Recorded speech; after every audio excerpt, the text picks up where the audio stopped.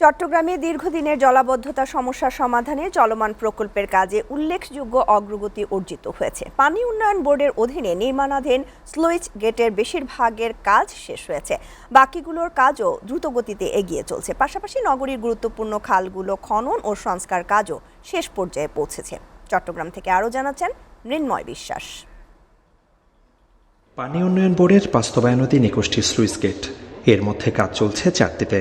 এইসব sluice gate বর্ষা মৌসুমে জোয়ারের পানি নিয়ন্ত্রণ করবে, বৃষ্টির পানি দ্রুত নিষ্কাশনেও গুরুত্বপূর্ণ ভূমিকা রাখবে।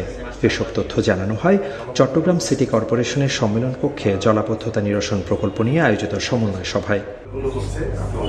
এদিকে মহানগরের বিভিন্ন গুরুত্বপূর্ণ খালের পলি অপসারণ, খনন এবং রিটেনিং ওয়াল নির্মাণ কাজ প্রায় ৯৫% সম্পন্ন হয়েছে। বাংলাদেশ সেনাবাহিনীর তদারকিতে খালগুলোর স্বাভাবিক প্রবাহ ফিরিয়ে আনতে নেওয়া পদক্ষেপগুলোর অগ্রগতি সভায় তুলে ধরেন প্রকল্প সংশ্লিষ্টরা। নয়ারহাটে একটা আছে সদরঘাট এলাকাতে, একটা ভেরি ক্রিটিক্যাল, দুই পাশে লবণ ফ্যাক্টরি, খুবই নাজুক একটা জায়গা। এই কাজটা আমাদেরকে খুব সতর্কতার সাথে করতে হচ্ছে। হিজড়া খালের ব্যাপারে আমরা একটু জটিলতায় আছি। ডিজাইন মডেলিং অনুযায়ী ওখানে 6.5 থেকে শুরু হয়ে 8.5 মিটার পর্যন্ত উইথ থাকার কথা, বাট গ্রাউন্ডে আমাদের সরকারি জমি আছে সেটা হলো অ্যারাউন্ড 5 মিটারের মতো। সভায় মেয়র বলেন, চট্টগ্রামের জলাবদ্ধতা নিরসনে যে সমন্বিত উদ্যোগ গড়ে উঠেছে তার সুফল নগরবাসী অচিরেই পাবে। 21টা খাল ডিপিপি করতে হবে, করে আমরা সেটা যদি ফাইনালি করতে পারি তাহলে জলাবদ্ধতার পূর্ণাঙ্গ যেটা সলিউশন আমরা হয়তো ইনশাল্লাহ চট্টগ্রামবাসীকে উপহার দিতে পারবো।